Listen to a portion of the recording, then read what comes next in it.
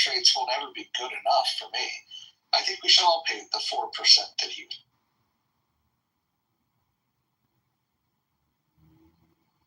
What's wrong with mortgage deductions, Jules?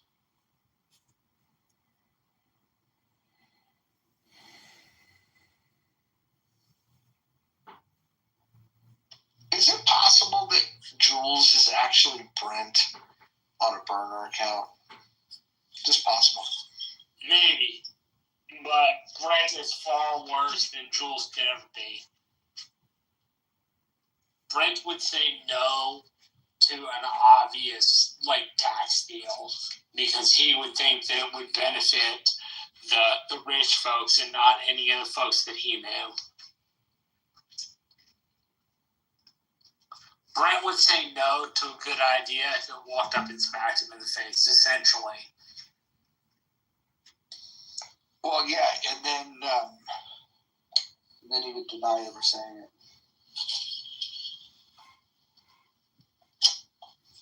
He's actually regressed. He was bad before, now he's worse.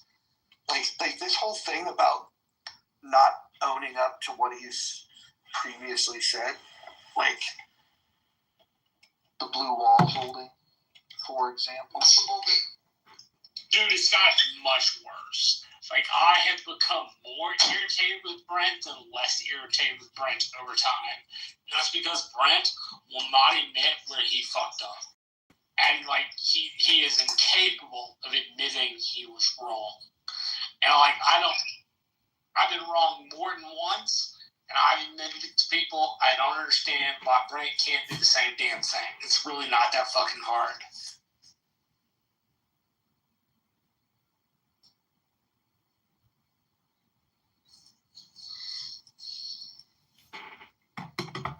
I think Lupita asks a good question.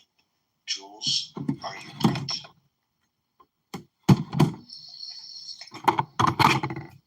It's either, I think Jules is either Brent or Goat. Because they kind of have those same tendencies. Those very, If it's Goat, you deserve to rag on Goat until he, admits he is Goat. Only because Goat's initial position on the loss is hey, I was right by telling y'all to shut the fuck up and not do progressive things. Right? That's his entire spiel. And if, that's Goat should, fess up to that and be yeah, it was a terrible fucking idea. That's what I said. Right? Don't do that shit. It caused you to lose the election. Has anybody spotted Thugga yet? Has he reared his No, I haven't seen him. Goat's been funny. Yesterday he was, or might have been this morning, he was just starting and ending every submission with, well, but what do I know? I was wrong about the election.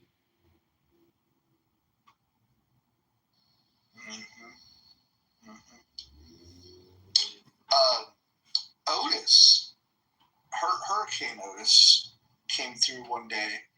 He didn't typically come through these rooms anymore, but he came through, and I actually felt like he had a decent unpacking of part of it. I think he's the first one I've seen that acknowledged that they made a lot of mistakes, and I think that says something. I don't think his full critique was accurate, but I appreciated that. And then as soon as we tried to get into a conversation, then it just turned into a Norm and Hurricane argument, which those never go well. But, Taco, what do you think? You think these Democrats will ever come out of hiding? I don't know what that means, really. I've seen some headlines where people have said that certain moderate Democrats have said something along the lines of, I don't want to be the party of freaks. I've always said that the Democrats have been a mixed bag of association, and as they tried to just use identity politics to pull everyone in, they realized some of these people don't associate with their other groups that they want to so much champion. So, I don't know. I think that there is a very deranged element in the Democrats that are not aligned with general American values. And I don't think those people, I think, you say, will they ever come out? They've been out, they'll hide for a bit, enough to gain power, and then they'll come out again. But they're just ridiculous. They disregard normal fiscal policy, want to fucking scoff at everything that seems reasonable to try to make things normal. You know, like they live in this. I mean, from my political science class, I learned that the leftists are idealists. That's not reasonable, and rightists are just pragmatic. So I don't know. I don't fucking know. You gotta watch out. They're deranged and they're disillusioned.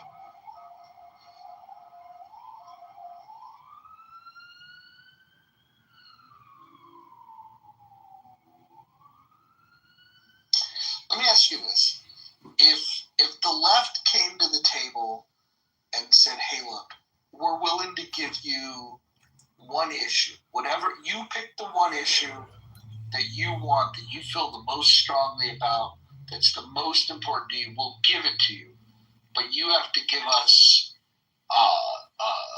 something that we want and give it to us completely." Do you think that there's that level of? Do you think we can have that kind of compromise? Like, for example, if somebody was to come to me and said, "Hey, we're going to back off any attack on the Second Amendment, you know, no attack whatsoever at the state and federal level, you know, have your guns, we'll leave it alone, we'll drop it, we'll never talk about it again." I would say, wow, that's really compelling. What do you want from me? And then if they were to say, okay, well, we want permission to murder our babies, I would like, dude, I'd spit in my palm and shake on it. I'd be like, all right, it's a fucking deal. But yeah, that's easy. Sorry to interrupt you, Elizabeth. I thought the question was directed at me. I would say, give us immigration and we'll give you abortion. And I think that strategically, dive into the shadows with us as we explore the life of Aleister Crowley. Aleister, in the olden days, before printers existed, people used an ingenious method for printing. They would glue a thin cloth to a stone mold and then spread the color onto the cloth using a brush. The top layer of the cloth absorbed the color while the bottom remained untouched.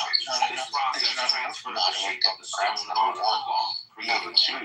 In the olden days, before printers existed, most moderate Democrats are considered right by the Democratic Party.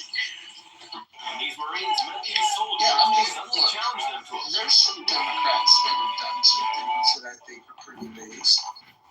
When it comes to Israel, I think Fetterman has been amazing. Jules, what do you think of Fetterman? Do you think Fetterman is? Would you vote for Fetterman? If Fetterman ran for president, would you vote for him?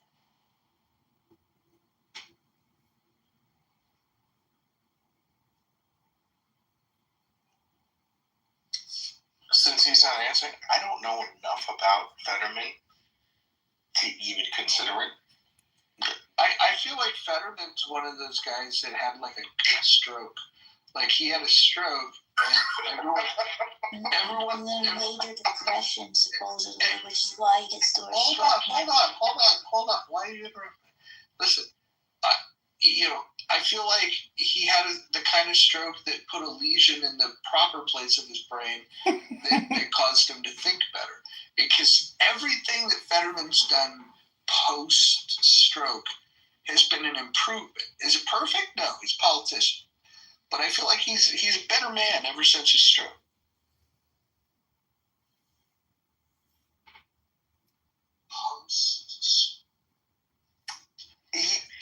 He could have just done what he did to get it. I don't know. Things are complicated. Let me ask you this. If you could get a politician that ran on a Bill Clinton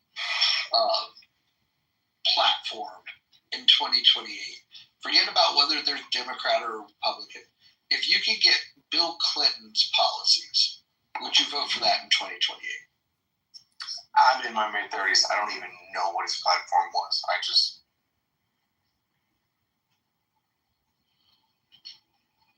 You're doing getting my kid drunk.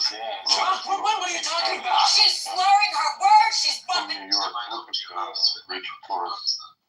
She's the voice of free speech and democratic. We should how to manage AI. We have the big man on my top, the billionaire. Jules said, maybe you ought to have one, Raj. I think she's referring to a stroke. She wants me to have a stroke. Jules wants me to have a stroke. Amazing. A good stroke. It's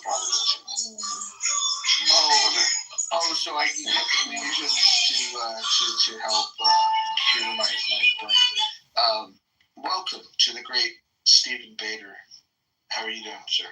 Thank you, sir. I'm doing well. But just really quickly, in all seriousness, I recently discovered that guy Richard Torres, and he seems to be analyzing the situation fairly clearly. Are you talking with your hand in your mouth or over your mouth? I can't hear you. Are you listening with your You really could have. The fact that you said ham is very, very PG. Well, it does sound like that. Right. Well, at least it's a ham. I think it's just because he ain't from here. All right, let's do this. Imagine a world in which a Democrat is going to win the election in 2028. Now, it's hard to imagine it, or you got to be kind of creative. But let's just say it were to happen. Which Democrat winning the presidency would be the least horrible? George B. Bush. Are we doing like actual realm of possibility, or are we doing full make believe here? Well, how about this? They have to be alive and they have to be a member of the party. How about that? Those are the only two requirements? Sure, why not? Well, here's the thing. Like, it'd be hard to not go with. It'd be hard to not go with like Joe Manchin or Kirsten Sinema. those are moderates. Cinema, let me tell you something. Cinema gets criticized, but I have to say that I think she's sensible. Do I think she's great? No, but she's reasonable. There's a handful of things that she's kept her sanity on. The filibuster being one of them. Can't believe I have to say that is an exception to the rule in the Democrat Party, but here we are. All right, I've got somebody that I think would be acceptable to Americans, and he's a Democrat. Matthew McConaughey. Absolutely not. Is it dumb? Yeah, unfortunately he is. He doesn't shower. He smells. Well, that's okay. You don't have to lick him. Have you ever gotten that close to him? I have. Hope, let's hear more about you and Matthew McConaughey. There is nothing about me and him, but I've gotten close to him because I work in film, so obviously I haven't had contact with him. Okay, so what if the ticket was Matthew McConaughey and Mark Cuban? Oh, God, the cringe. Mark Cuban's literally more moderate than a lot of Dems. He manages to be more cringe. So, look, God, he doesn't realize how badly he gets owned on X. But, I think if you were to sit down with him in a boardroom, I think he'd be more reasonable. But if that was, I'm just saying, in comparison to Biden, Harris, Hillary, When you think of the others, like, wouldn't that be a decent ticket, like, for Democrats? McConaughey, Cuban. I think that's the ticket for them.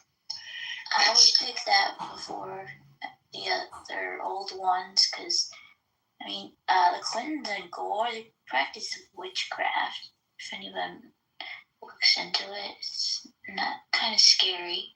Yeah. And how they trick their cabinet. Are you gonna say they all do? Yeah. I was gonna say, do y'all think that Caroline's son is ever going to run for office? Caroline Kennedy.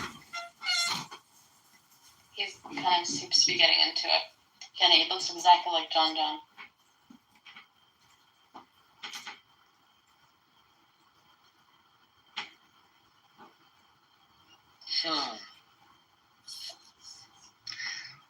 What do you guys think of this? I believe that Norm Green is the most moderate person on Clubhouse. I don't know, man. I think he just wants to come off that way, but inside, I think he's more blue than he just wants to give off. I think he's very diplomatic on here. Do you guys want to hear a funny story about Norm and Clubhouse? Sure, go for it. So I was at a screening last week or the week before. We watched the movie, the film ended, there was a Q&A, and someone asked a question, and I was like, oh my god, am I Clubhouse? This sounds like Norm. And it ended up being Norm. And I recognized him from his voice.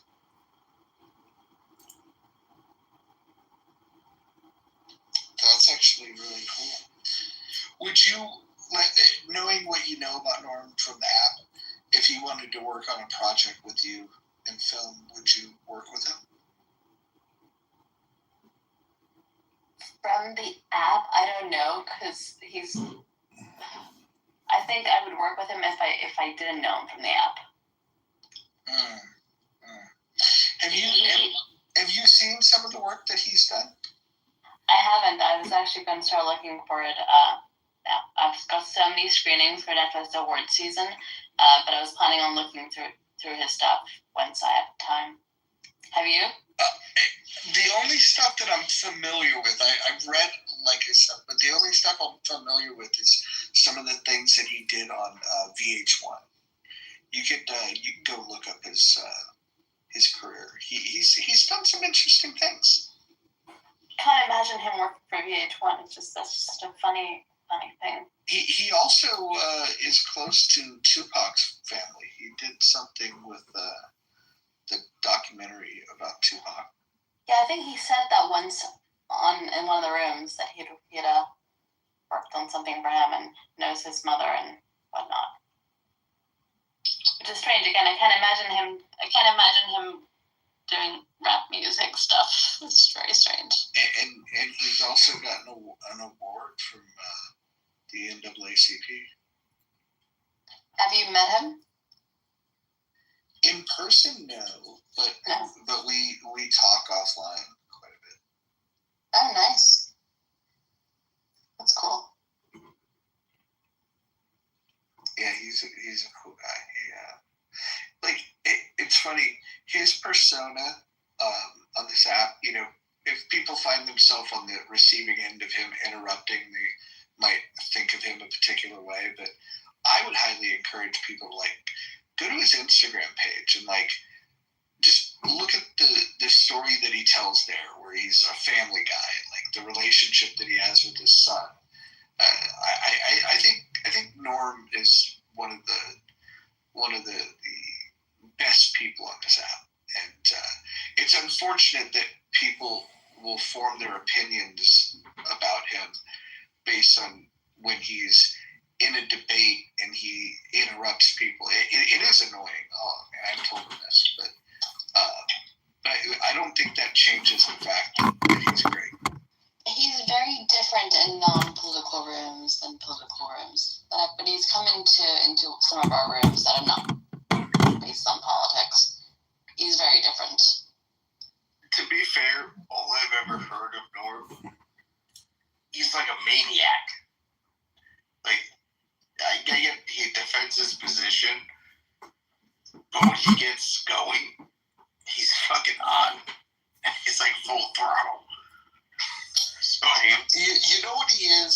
a fucking relentless counter puncher.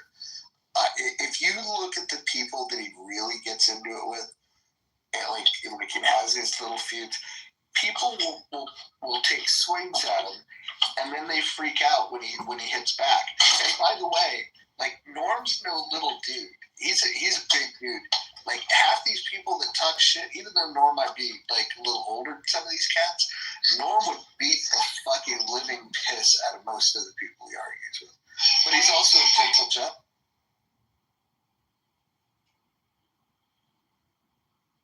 I feel like I've spoken with Norm before, though. I'm certain. I can't recall exactly what it was, but it wasn't even that serious. He's like, if you can trigger him, he just goes. Like, but he gets triggered. Like his bar to get triggered is low. Maybe. Like, look, the bar to trigger me, is a moving target. There's some days where people can talk all kinds of shit and I just don't react to it. And then there's other days that it doesn't take much at all. And I'm just like, what the fuck? So, I don't know. People like to talk shit. This is the thing about this app. People love to talk shit, but they don't love it when people talk shit back. And, I don't know. Maybe we just need to get better at taking abuse rather than complaining about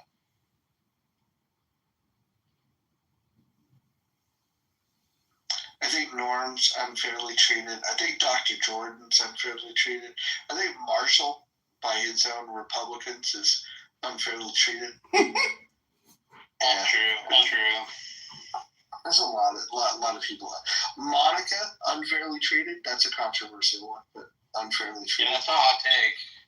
I mean, some of those people kind of ask for it. I mean, they're unfairly treated, but they kind of ask for it. Well, but ask for what exactly? Like, I mean, Norman provides a response. I mean, I love Norman. I do think he has a great persona, but he, like, when he keeps doing his, like, okay, I think at one point at a time, and it's a little, he's kind of asking. I mean, look, I think he'd admit that. just because Dr. J knows every stripper and every female fucking wrestler in all of Los Angeles does not give all of the women on this app an open invitation to throw all the shade at him that they do. No, Dr. Jordan's also a great guy, but he kind of asks for it. Monica definitely trolls until she gets it back. Sorry, I missed the conversation. What were you guys saying? We were just talking about all the people that kind of get the business too much from people. LA, right? Well, I mean, the people that don't like me, I mean, All the Jewesses, of course. All the Jewesses. most people in my shoes wouldn't care at all, but like, if an insect were to insult me, I get offended. It's just my sensitivity. It's not that I really care about what those people think. I just hate I get triggered, you know? You know, also another thing about Norm is he was very much different in the beginning. Like, I used to go with him to the CRT rooms and we used to like debate people. And he was very, he was very courteous and he would let people finish their points. But I think at some point he realized that the points are all the same every time. He's not convincing anyone. So it became the battleground for many people.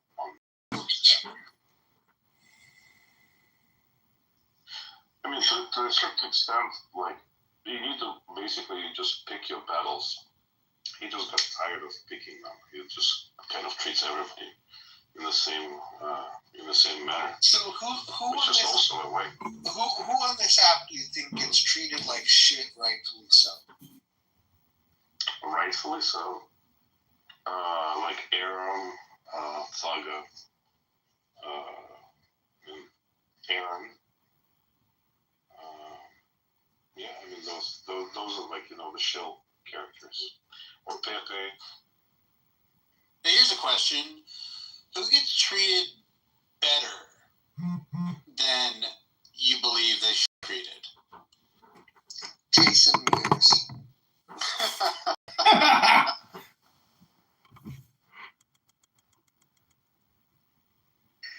You know what? It's funny. I used to really like listening to him until October 7th, and then he became like this fence-sitting pseudo-intellectual that just drove me fucking nuts.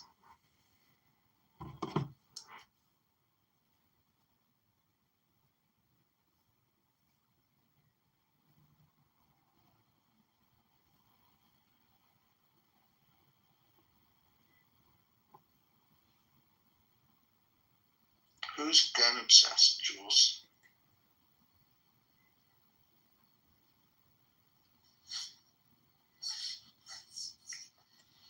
Trying to figure out who the gun obsessed person is. Jason Dusick. Well, he likes guns more than he likes women, so maybe you can call that an obsession. Fair enough. I'll accept that point. Without him, he's treated better than he should be. Is that the point? I don't know. I think Jason is misunderstood. He's definitely weird as fuck, but he's always polite and he's easy. Like, he has some interesting opinions, but I don't think he should be treated poorly. Oh no, we got the Jasons confused. I was talking about Jason Mewes. Jason Mewes and his flat Earth rooms. I don't know. I'm friends with Jason. I think he's awesome. And he's one of the few people who actually maintains more or less middle of the road moderate view and criticizes both sides. And he opens rooms. I mean, it's hard to knock a person that kind of carries a bit of a crowd, you know. Not to say that, you know, like, I don't agree with what you're saying, but I give a lot of appreciation to those who kind of carry a crowd that's not like absolutely a dumpster fire to walk into, to listen to every time. Again, all that stuff is fair, but I think that when I heard him curate stages around October 7th, I think he lost his mind. I think he became a midwit. Like, I don't think taking this position of like, ooh, there's good over here and there's bad over, like, it's like, whatever, dude. Like, I don't think he knows a lot about the issue at all. I don't think he cares to study it, and I think he just wanted to play the middle because he felt that was a safer play. And like, I think that when he asks his questions and pretends to be like a critical thinker, like, half the time he's just trying to like not upset, you know, too many people. Like, so he's kind of going to do the middle of the road thing. I don't know. The fence sitters on October 7th drive me fucking nuts. Like, I would rather know where you fucking stand. I don't want fucking allies that are, you know, showing sympathy for the devil because fucking they think that it makes them intellectually, I don't know, somehow more in tune. I just don't buy it. I think when it came to that issue, he exposed a side of himself that, to me, I think he's full of shit. There's a difference between I don't know a critical thinker and a pseudo-critical thinker. I wouldn't call him a pseudo. I think he's an actual critical thinker, one of the few. But I don't think he was on the fence for the October attack. I think he was just trying to let both sides give stage to both sides and have them speak. And it happens, like, and there are some fair criticisms that can be, you know, directed towards Bibi and his government and the Israelis themselves. Even, you know, the most, you know, hardcore Zionists, they, you know, accept that and acknowledge that. I don't think there's anything wrong with that.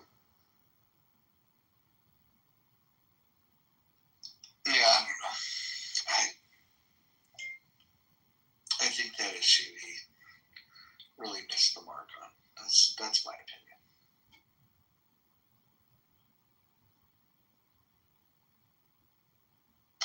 Who are some of the other people that are treated differently than they should be?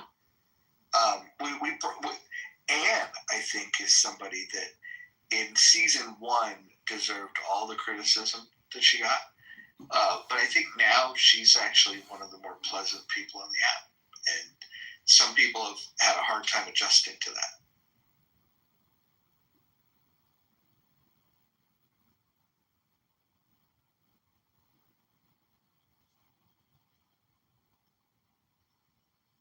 Dr. Jordan, who's your arch nemesis This out guy. of all the Yentas? Gotta be this guy. Who's the one that drives you the craziest? Who's my arch nemesis? Yeah. Which Yenta drives you the craziest? Oh, it's not. I don't have a female nemesis these days. Probably more of a male nemesis. Edmund? Who'd you say? Edmund? Well, I don't know if I even call him a nemesis. He's a nut job. So who's your nemesis? Cindy Stumpo? Man, it was so funny. Sorry, I muted. I have a number of haters out there, among them the I almost said XX chromosome, XY chromosome, XX. Cindy's a sweetheart. Who? I like Cindy. Cindy Stumpo, your arch nemesis. Oh no, she's not my nemesis, but I think she's definitely over the top. She's definitely over the top. All right, so Dr. Jordan, when you think of somebody on this app that was born on third base, who would that be?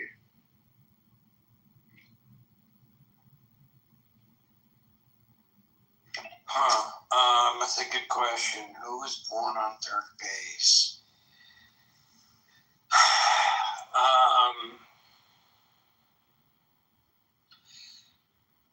God, I don't know. I can't think of anyone on the app who's born on third base necessarily. Oh, I do know someone, but I can't mention their name. Oh, I know exactly who you're going to say, and you better not name that person. Who are you thinking of? Did you send me a private message? Did you send me a text about this person just yesterday or today? And don't say that. No. Not that person? No. Okay. No, this is a person who I don't necessarily dislike, but I definitely think they were born on third base. Mm. Oh, I'll give you a name that I think is an acquired taste.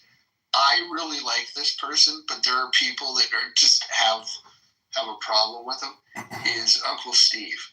I like Uncle Steve, but some people really don't like him.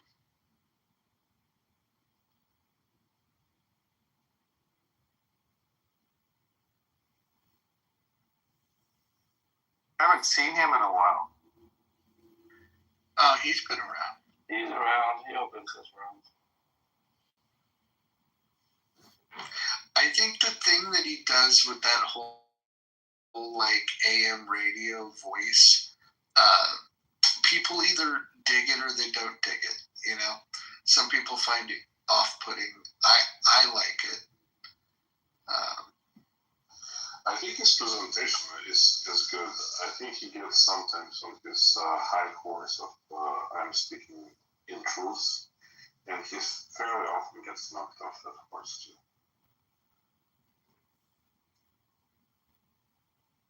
Don't jive with him. It could be me. I'm not blaming him, but I don't work well with him.